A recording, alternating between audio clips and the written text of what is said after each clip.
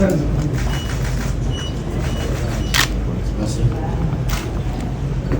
Je suis désolé.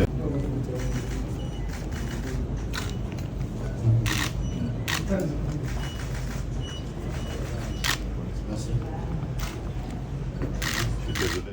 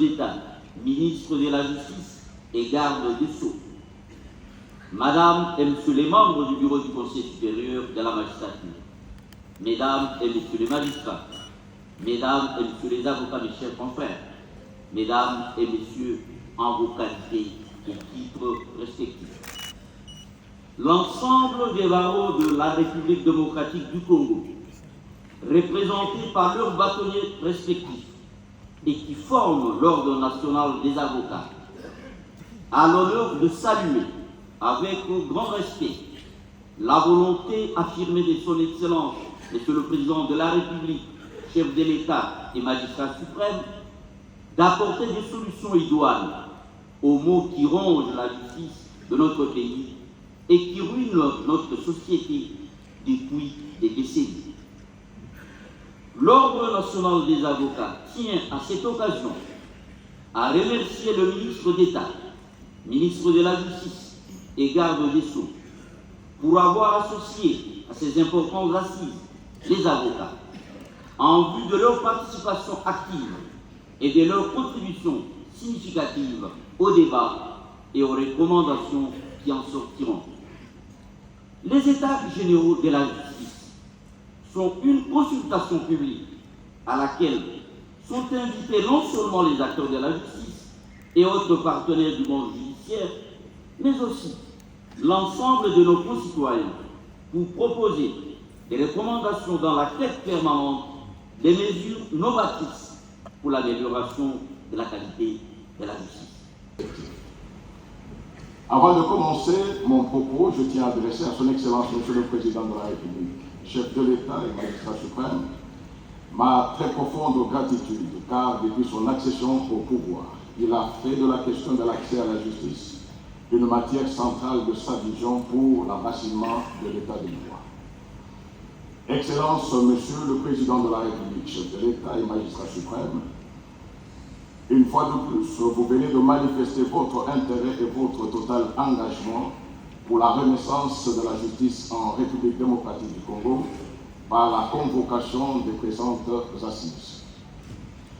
J'en profite aussi pour remercier le gouvernement de la République qui a matérialisé le vœu du magistrat suprême par le ministère de la Justice et des gardes des Sceaux en déclenchant les mécanismes nécessaires pour que les travaux des États généraux de la justice puissent avoir lieu en ce jour. À l'occasion de l'ouverture des présentes assises, je prends la parole en ma qualité du président du Conseil supérieur de la magistrature pour porter l'adhésion du pouvoir judiciaire dans la vision du chef, dans la vision de l'état de droit, gage de l'avenir de la justice dans notre pays. Le thème proposé pour ces assises est « Pourquoi la justice congolaise est-elle malade? Quelle thérapie pour la guérir ?» Je tiens à rappeler qu'à l'initiative du ministère de la Justice, il s'est tenu à Kinshasa du 27 avril au 2 mai 2015 des États généraux de la justice en République démocratique du Congo.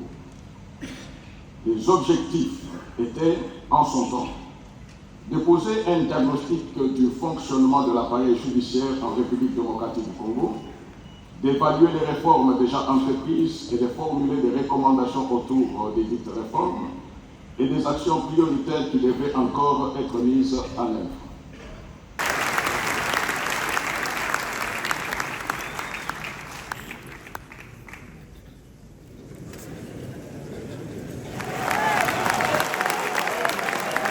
Il me soit permis, Excellence Monsieur le Président de la République, magistrat suprême, de vous exprimer toute ma gratitude. Permettez-moi également de vous rendre hommage pour votre sens élevé de patriotisme. C'est une première dans notre histoire politique que d'avoir un chef de l'État, un président de la République, qui affronte de manière aussi viscérale un ennemi, M. Paul Kagame, qui a tant endeuillé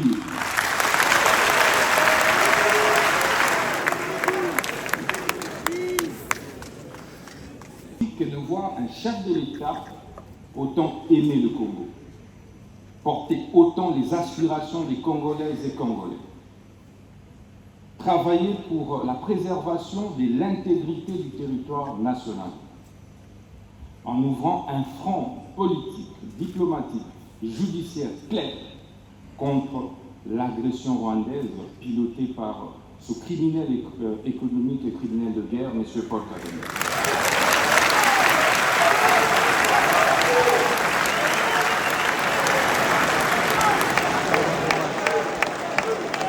Permettez-moi de rappeler également votre dévouement pour l'instauration de l'état de droit, véritable état de droit, depuis votre avènement à la tête de notre pays.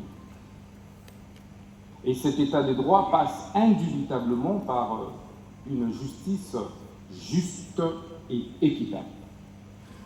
Mais Excellence, Monsieur le Président de la République, c'est quoi alors la justice ?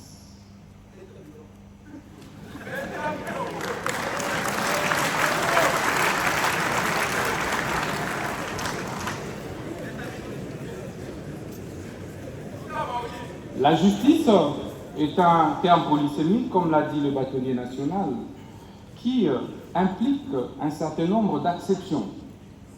Au-delà de la légalité, elle implique l'éthique. Les constitutions ne sont pas des tentes dressées pour le sommeil, tout comme les lois. Elles sont appelées à s'adapter aux réalités de la société. Nous mettrons donc en place un comité de suivi et d'évaluation des recommandations de ces États généraux. Je dis et je remercie.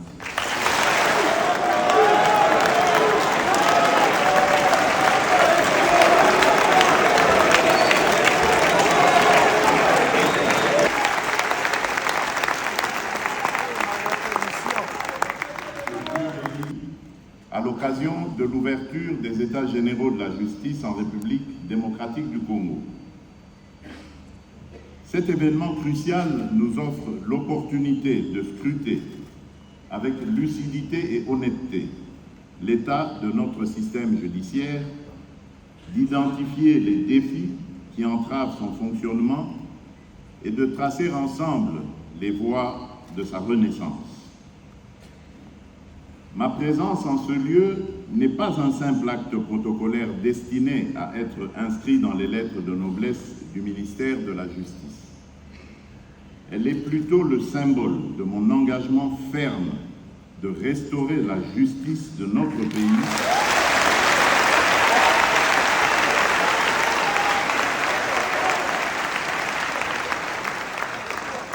Elle est plutôt le symbole, disais-je, de mon engagement ferme de restaurer la justice de notre pays afin d'être en adéquation avec les saintes écritures qui consacrent la justice comme un vecteur d'élévation d'une nation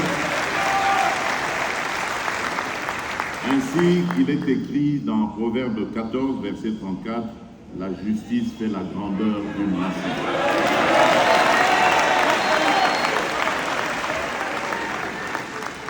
Le peuple congolais, au nom de qui, conformément à l'article 149 alinéa 3 de la Constitution, la justice est rendue, exige une justice qui porte haut les valeurs d'intégrité, d'impartialité et d'équité. Très souvent, nos concitoyens se sentent trahis lorsque les principes fondamentaux de la justice sont bafoués par certains acteurs pour satisfaire leurs intérêts personnels et leur appétit du gain indu. En tant que magistrat suprême, c'est avec détermination que je me tiens ici pour affirmer que notre appareil judiciaire sera restauré, bon gré, mal gré.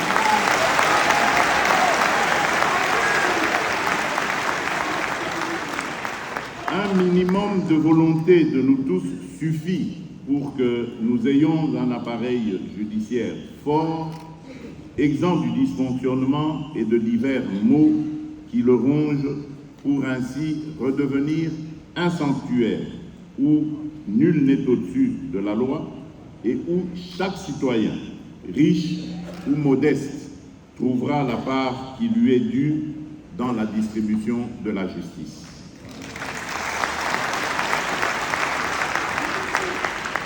Malgré quelques avancées, les défis demeurent immenses et pressants.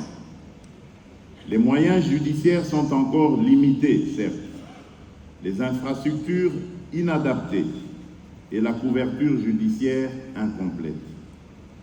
À cet égard, j'ai instruit le gouvernement d'accélérer la construction de nouvelles infrastructures judiciaires et surtout la construction d'établissements pénitentiaires pour résoudre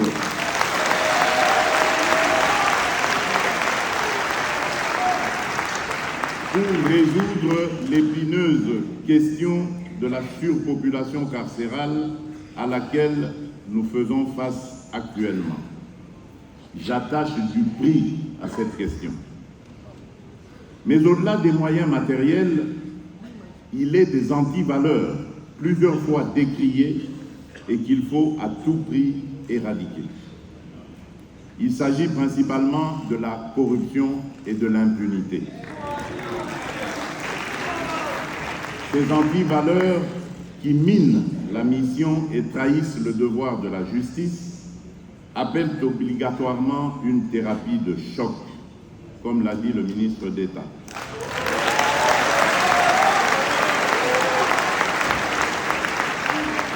Mon engagement à ce sujet est solennel et inflexible. Notre justice sera purgée de ces fléaux pour que le statut du peuple congolais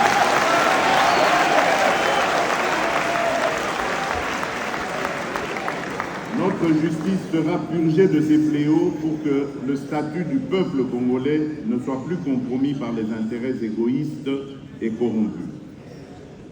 Mesdames et messieurs, face au tableau sombre dressé ci-dessus, il est temps de se ressaisir et de dresser sans complaisance un état de lieux exhaustif de la situation de notre système judiciaire afin de trouver des solutions à même d'y remédier.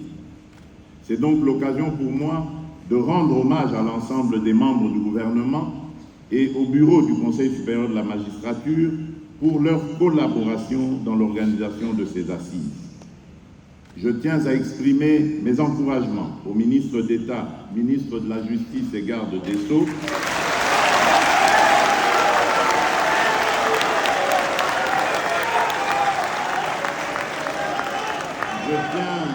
Je tiens à exprimer mes encouragements au ministre d'État, ministre de la Justice et garde des Sceaux, pour cette initiative d'organiser pour une énième fois les États généraux de la justice après ceux organisés en 2015. Je formule le vœu que ces assises ne soient pas un rassemblement en plus, mais plutôt avec un plus, et qui se démarque par la qualité et le pragmatisme des recommandations qui en découleront. À ce propos, le but n'est pas de remettre en cause les conclusions et recommandations de celles de 2015, mais de procéder entre autres à l'évaluation du niveau de leur mise en œuvre, tout en proposant des actions concrètes à compter ensemble avec celles qui seront issues de cette deuxième édition. Aussi, ce moment me paraît indiqué, comme je l'avais déjà préconisé lors de la deuxième réunion ordinaire et de la première réunion extraordinaire du Conseil des ministres, tenue respectivement le 21 juin et le 9 septembre 2024, de peaufiner davantage la réflexion sur la mise en place d'un parquet financier ayant pour mission de poursuivre de manière spécifique les infractions de détournement des deniers publics et aussi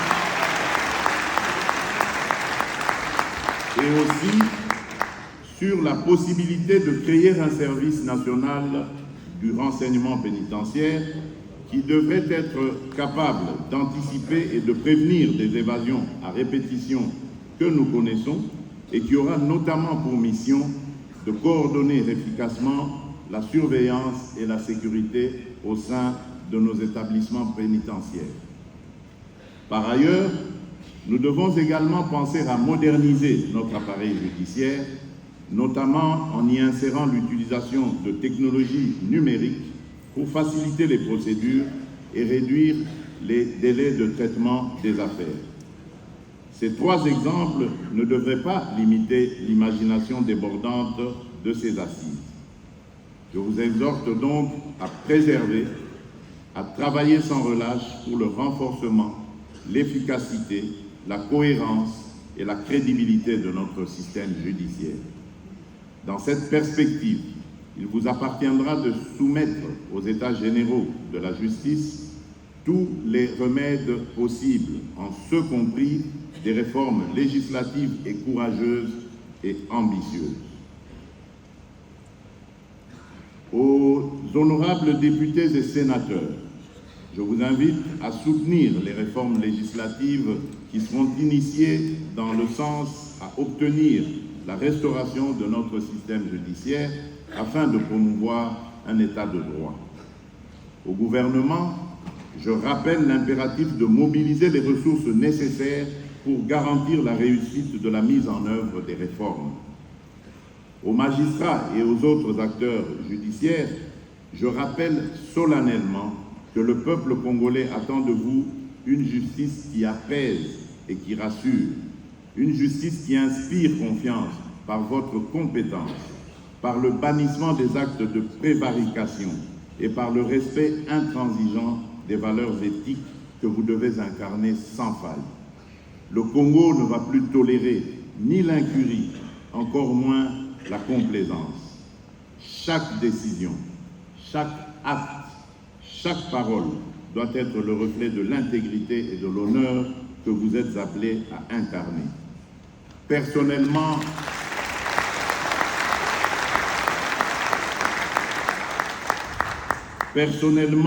je crois en vous et que, loin d'être la risée de la société, vous pouvez encore donner le goût de ce noble métier à nos enfants pour qu'ils aspirent à devenir des magistrats et à appartenir à votre corps d'élite. La nation vous observe et sachez que tout manquement, toute défaillance, tout compromis avec la probité et la droiture sera désormais sanctionné.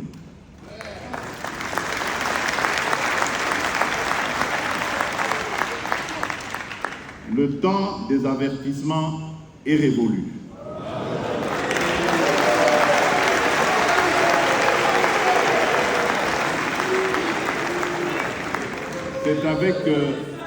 C'est avec une fermeté sans concession que seront prises les mesures nécessaires pour extirper des rangs de la justice ceux qui trahiraient leur mission et par ricochet leur serment. Le Congo attend de vous une justice implacable contre la corruption et l'impunité. Une justice qui ne recule devant aucune pression devant aucun intérêt autre que celui de la vérité et du droit. Une bonne justice constitue le gage des institutions fortes pour le pays. À nos partenaires, je réitère notre gratitude pour votre soutien constant et indéfectible.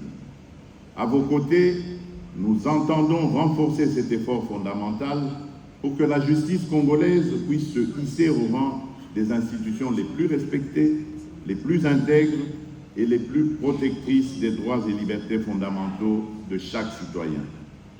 Aux acteurs du secteur privé, par ces états généraux, je voudrais que vous y trouviez la volonté ferme d'assainir l'environnement des affaires afin que le partenariat avec l'État soit dans le respect des règles.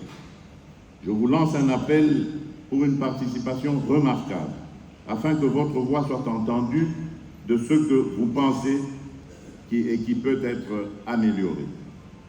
J'ai conscience du rôle et de la place du secteur privé dans le relèvement de notre pays.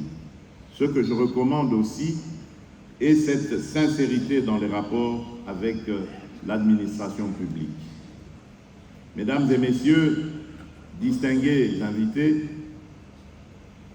la tâche qui nous attend est immense, mais l'histoire nous enseigne que seules les entreprises portées par une vision claire, une détermination sans faille et une volonté de faire survivent aux épreuves du temps. Ces états généraux doivent être le socle d'une justice digne, respectée et respectueuse des droits de chaque citoyen. Je vous exhorte donc à formuler des recommandations concrètes et applicables pour que toute réforme qui sera préconisée ne demeure pas un rêve lointain, mais devienne une réalité. En terminant mon allocution de ce jour, je nous rappelle encore ce que disent les Saintes Écritures dans Psaume 106, verset 3, je cite « Heureux ceux qui observent la loi, qui pratiquent la justice en tout temps. »